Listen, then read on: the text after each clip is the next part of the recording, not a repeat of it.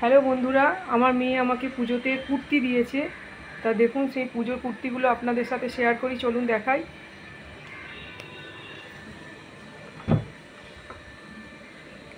দাঁড়ান, ব্যাগগুলো সব বার করি আলমারি থেকে।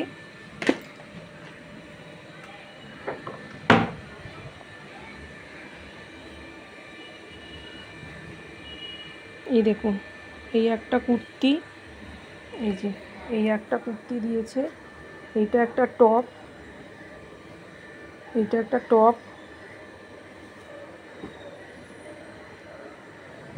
এই একটা কুর্তি দিয়েছে।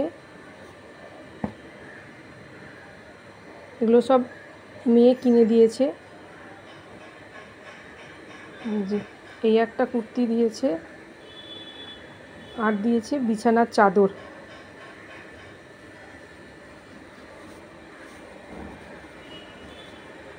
এটা বিছানার চাদর। এই যে এগুলো সব একটা, দুটো, তিনটে কুর্তি,